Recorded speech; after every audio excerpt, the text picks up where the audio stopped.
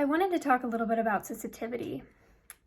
I feel like sensitivity is something that is often worn like a badge of honor, or is something that we're often looking for an explanation as to why we're experiencing sensitivity.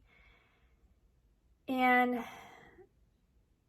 I also feel like sensitivity is also often branded as like a bad thing, like, oh, you're too sensitive, or I'm too sensitive and I can't handle my own sensitivity.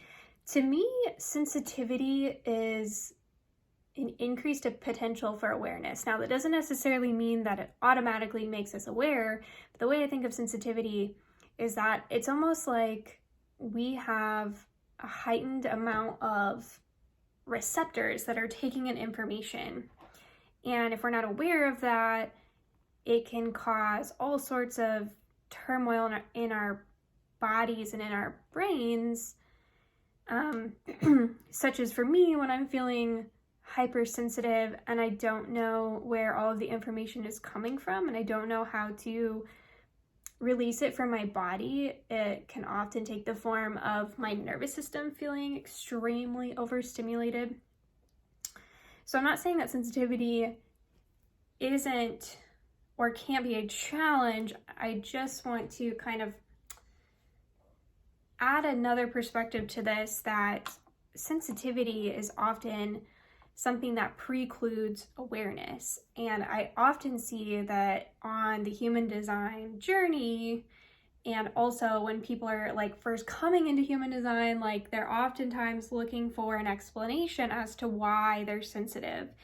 And I also oftentimes see this kind of like type comparison between the types where it's like, I'm so sensitive because I'm a projector, or I'm so sensitive because I'm a reflector. And I am not completely buying this idea that there's one certain type that is more sensitive than another, or that even there's certain factors within a chart that make you more sensitive than others.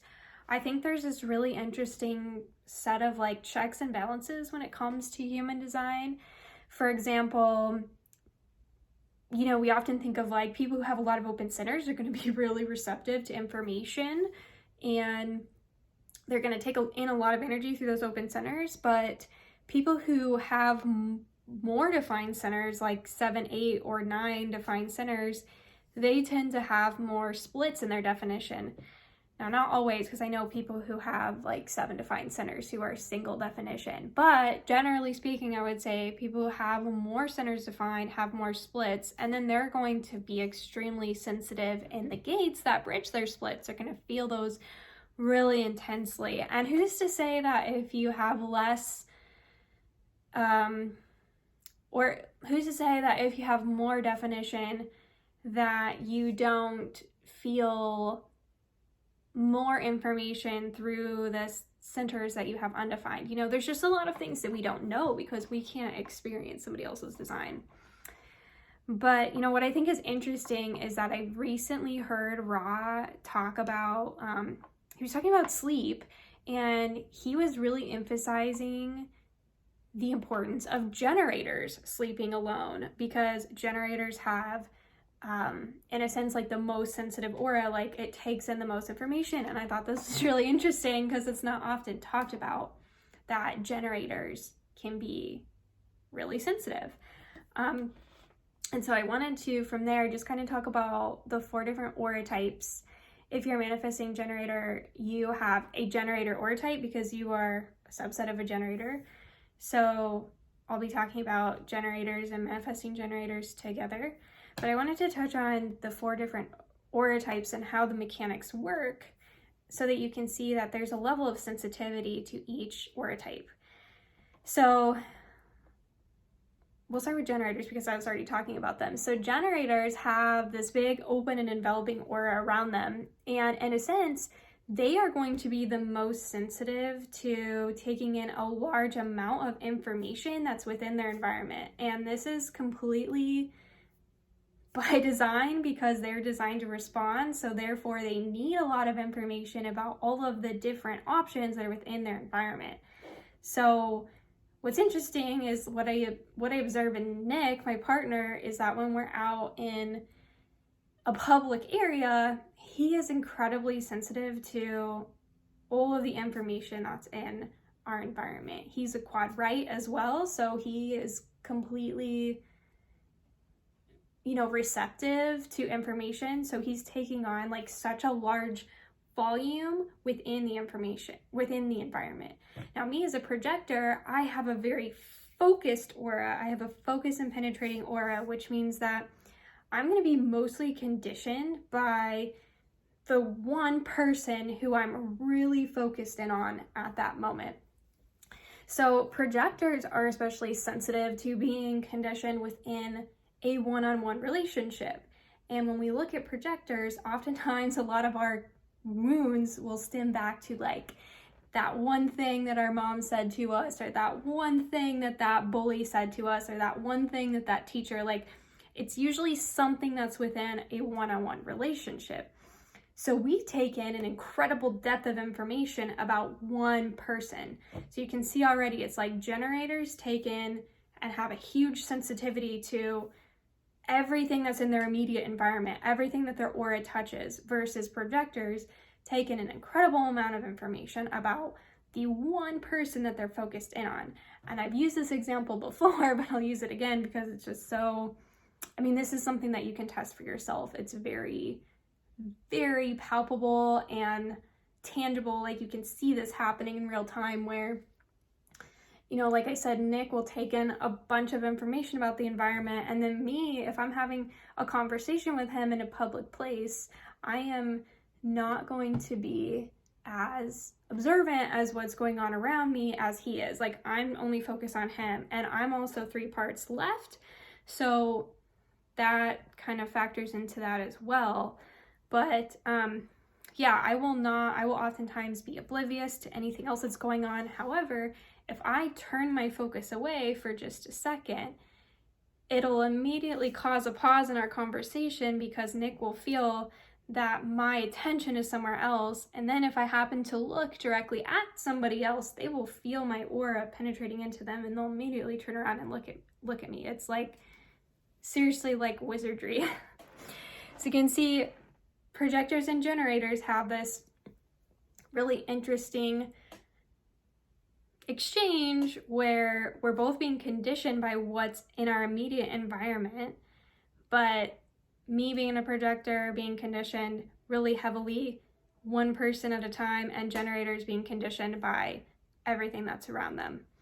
Now, manifestors and reflectors are like a whole different breed, because Ra even said that manifestors and reflectors are going to be conditioned more so by the transits or what's going on with the planets right now than they're going to be conditioned by other people in their environment. I would say, just from what I've observed, manifestors seem to be incredibly sensitive to transits, which makes sense because like they're going to be pulling in that transitory, I don't know if that's like the correct word to use, but they're going to be pulling in that transit energy, and then it's going to affect like the information that they download into their body to then like get the urge to go and do something. Reflectors are taking in that transit energy and they're sampling it to come to a greater conclusion about how that's like a piece to the greater whole, so that they can then make accurate judgments as to what we can do moving forward as an entire group or entire collective for the greater health. And what I've noticed, because I have a reflector grandma, and I hear a lot of like back and forth about reflectors, like some saying that they don't know if they totally buy into their aura being like a Teflon aura, meaning that things just kind of slide off from them.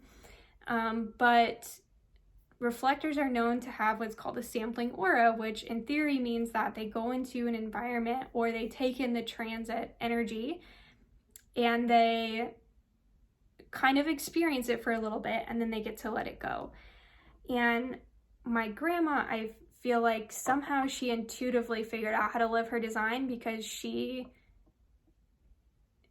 has this incredible ability to let things slide off of her and to not be attached to things and to not take things personally. Like the last time I saw her, I was like, how do you like not let things get to you? Because she was telling me all these stories about how because she's been divorced a couple times, and she was telling me about how with her ex-husband's family, like she stayed in touch with some of them, and then some of them like had some really said some really nasty things about her, and like how that doesn't get to her, and how she can continue like certain relationships knowing that there's kind of a dramatic dynamic within that relationship. And she was just like, I don't know, I just don't let things get to me. She's like, I just know that it doesn't define who I am as a person. And yeah, like side tangent, she's so cute. Whenever I call her, she's always like, oh, what a lovely surprise that you called. But yeah, I just have noticed from like witnessing her that she had, because I feel like, again, she somehow has intuited how to live her design correctly, and she does not hold on to things. And because of that, her sampling aura really works for her. So I would almost say that like she's a lot, to me sometimes she feels a lot less sensitive than I do, because something that somebody else says about me or feels about me, I can become very conditioned by that, and it can really get to me, and it takes a lot of my energy to like try to let that go. But of course, I'm not in her body, so I don't know like the level of conditioning she feels from transits and everything. I'm just saying that it's kind of like, it seems like with reflectors, there's this natural energetic barrier or checks and balances that it's like, because you're so open, it's like nature's way of compensating for that is making your aura very resistant to taking on certain things.